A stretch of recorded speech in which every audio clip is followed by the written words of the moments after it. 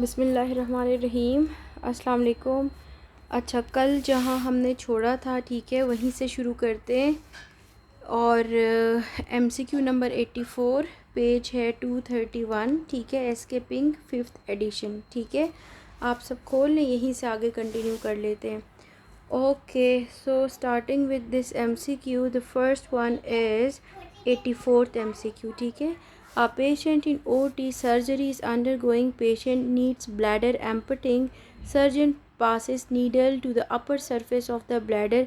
Vessel at risk of damage is, तो it is inferior epigastric artery। ठीक है, जब भी हम लोग सुप्रा प्यूबिक अप्रोच करते हैं, ठीक है, सुप्रा प्यूबिक अप्रोच जब भी करते हैं तो inferior epigastric आर्टरी को सिवियर करने का क्या होता है, हमारे पास रिस्क होता है। ठीक है, The next is which drug must be stopped, otherwise it will lead to lactic acidosis, तो it is metformin। ठीक है, metformin का साइड इफ़ेक्ट क्या है, it causes lactic acidosis और metallic taste। Clear?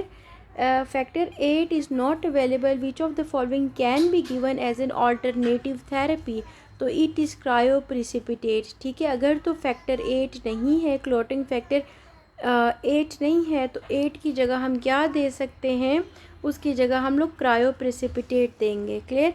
Cryoprecipitate has factor 8 and 13 in it, while fresh frozen plasma has factor 9। ठीक है, ये बहुत इंपॉर्टेंट है। आज के हाई यील्ड में आप में से कोई एक बच्चा लिख ले कि फ्रेश फ्रोज़न प्लाज्मा के अंदर क्लॉटिंग फैक्टर 9 मौजूद है, जबकि क्रायोप्रेसिपिटेट के अंदर 8 और क्लॉटिंग फैक्टर 13 दोनों मौजूद हैं। Am I clear? The next is negative charge of basement membrane is due to, तो it is heparin sulfate।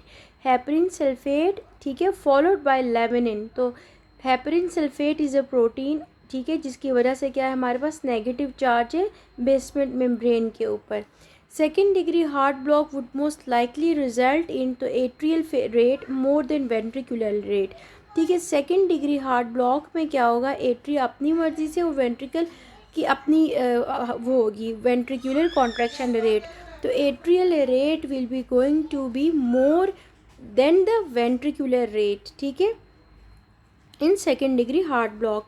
Main support of uterus is, तो it is transverse cervical ligament. ठीक है, ट्रांसवर्स सर्वाइकल लिगामेंट को हम cardinal ligament भी कहते हैं, और यही यूट्रस की जो है हमारे पास मेन सपोर्ट है। समझ आई?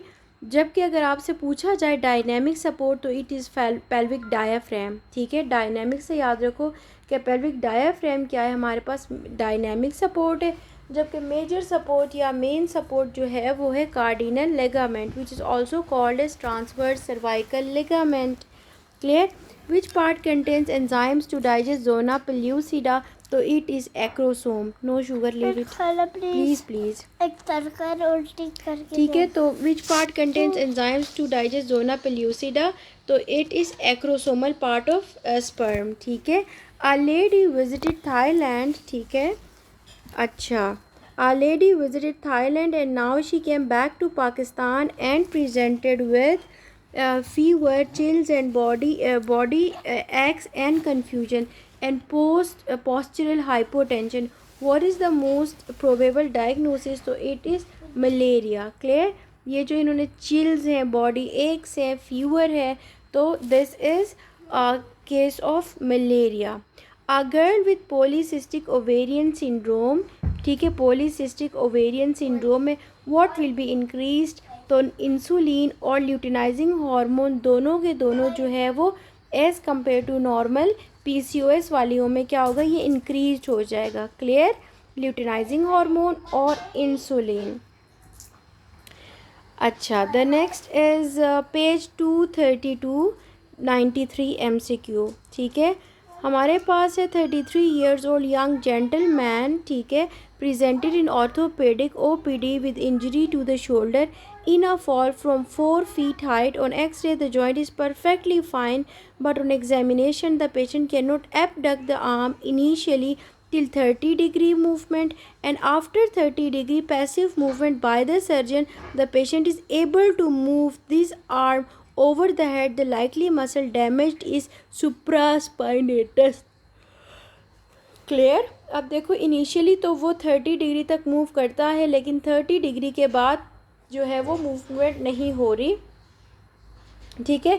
30 डिग्री से अबव मूवमेंट पॉसिबल नहीं है। इट मीन्स कि it is supraspinatus muscle which is affected. Clear. The next is longest proerythrocytic stage. तो लॉन्गेस्ट किसकी होती है? प्लाज्मोडियम मलेर की होती है। क्लियर। और ये भी आप नोट कर लें, शॉर्टेस्ट किसकी है? Plasmodium falciparum. क्लियर। शॉर्टेस्ट है प्लाज्मोडियम फैल्सीपेरम की, जबकि लॉन्गेस्ट है प्लाज्मोडियम मलेर की। Clear. The next is MCQ 95. A woman undergoes abdominal surgery. Sugar, leave it back in the kitchen. A woman undergoes abdominal surgery 10 years ago, and now she is diagnosed with hepatocellular carcinoma, thought to caused by hepatitis B virus. It is said that DNA and RNA virus that are oncogenes. Which one of the following is caused by an RNA virus? तो it is D, ठीक है। T cell leukemia causing virus जो है वो क्या है? It is caused by an RNA virus. Clear?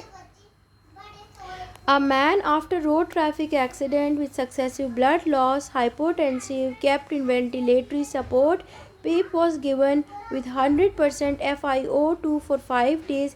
Later, the patient died. On examination, the lungs were highly in streaks with increased number of macrophages and neutrophils.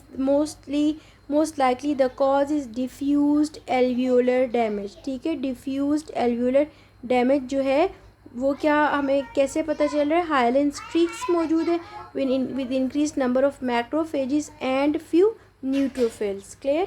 A boy after injury to the head presents with complaint of weight gain and increased appetite and thirst. तो lesion is which of the following nucleus? तो it is medial nucleus lesion. Clear? सारी चीज़ें आज ही ख़त्म करनी है आपने। फिर शुगर जाओ, इट इज़ लास्ट। ओके। अच्छा, अब देखो पेशेंट क्या हो गया? इंक्रीज्ड एपिटाइट हो गया। ठीक है। तो इंक्रीज्ड एपिटाइट कब होगा? जब मीडियल न्यूक्लियस का लीजन होगा। क्लियर। नॉर्मली ये जो मीडियल न्यूक्लियस है ये हमारे पास है सेटाइटी सेंटर। ठीक है। अगर तो सेटाइटी सेंटर को डैमेज हो गया तो इसका ऑपोजिट होना शुरू हो जाएगा, यानी कि पेशेंट क्या करेगा? ओवर ईटिंग करेगा, वेट गेन करेगा और patient will become massive. Clear. इसके बिल्कुल उलट अगर आप देखें ऑपोजिट में चलें तो लैटरल न्यूक्लियस है। नॉर्मली लैटरल न्यूक्लियस क्या है? फीडिंग न्यूक्लियस है। जब वहाँ पे कोई लीजन होगी तो क्या हो जाएगा? पेशेंट और पर्सन विल स्टॉप फीडिंग, तो उसकी वजह से क्या होगा? Patient would become lean and weak. Clear. Clear.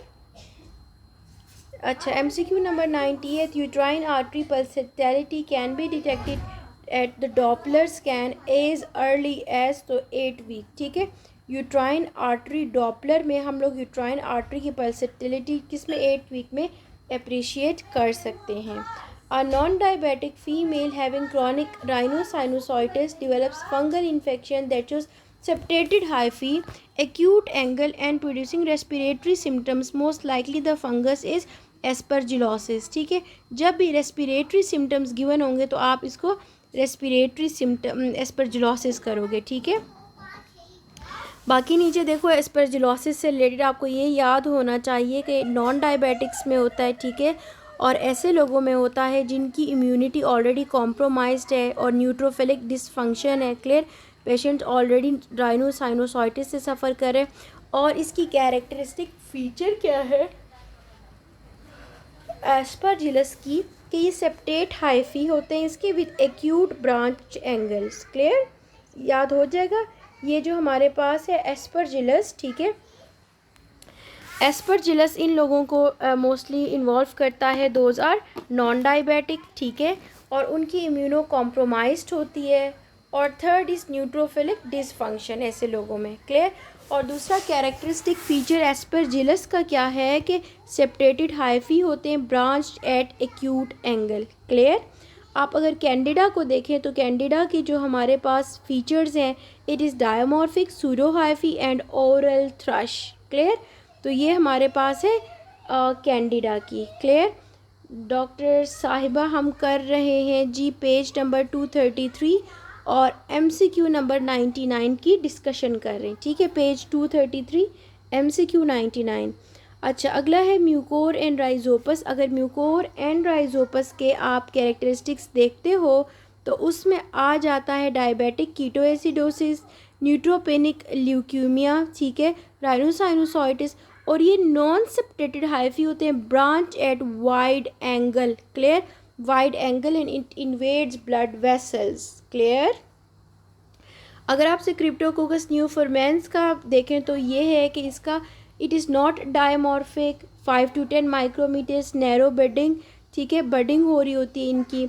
और दूसरा ये है कि ब्रेन मेनिंजाइटिस एंड इनकेफेलाइटिस, जिसमें कि बबल लीजन्स बनते हैं, क्लियर। ये जो हमारे पास ब्रेन मेनिंजाइटिस है या इनकेफेलाइटिस है, ठीक है, उसमें हम क्या अप्रिशिएट करेंगे, बबल लीजन्स अप्रिशिएट करेंगे। एम आई क्लियर, ठीक है। अगला हिस्टोप्लाज्मोसिस है, और हिस्टोप्लाज्मोसिस हमेशा याद रखो कि रेटिक्यूलो एंडोथीलियल सिस्टम को इन्वॉल्व करेगा, clear. The next is a young medical student holding 3 books and now he wants to hold the 4th book from the library. Upon holding the 4th book, she will drop all the books, so it is mostly due to inverse stretch reflex, ठीक है। अब ये जो हमारे पास inverse stretch reflex है, ये किसकी वजह से ये होता है, गोल्जी टेंडन ऑर्गन की वजह से होता है, क्लियर, ठीक है। इनवर्स स्ट्रेच रिफ्लेक्स का ये है कि गोल्जी टेंडन ऑर्गन, ठीक है, और ये क्या करता है, टीयरिंग ऑफ मसल को प्रिवेंट करता है, क्लियर, सही है। अब इसकी एक्सप्लेनेशन देखिएगा, एक्सप्लेनेशन में गिवन है कि स्ट्रेच रिफ्लेक्स है विच इज़ मायोटैक्टिक, तो इट इज़ मोनोसाइनेप्टिक इन नेचर। ये जो इन्वर्स स्ट्रेच रिफ्लेक्स है जो गोल्जी टेंडन ऑर्गन करता है, इट इज़ अ डायसाइनेप्टिक, और फ्लेक्सर विथड्रॉवल रिफ्लेक्स जो है वो क्या है, मल्टी साइनेप्टिक रिफ्लेक्स है, क्लियर। आप में से एक बच्चा ये रिफ्लेक्सेस भी लिख के भेजेगा ग्रुप में लाजमी, ठीक है।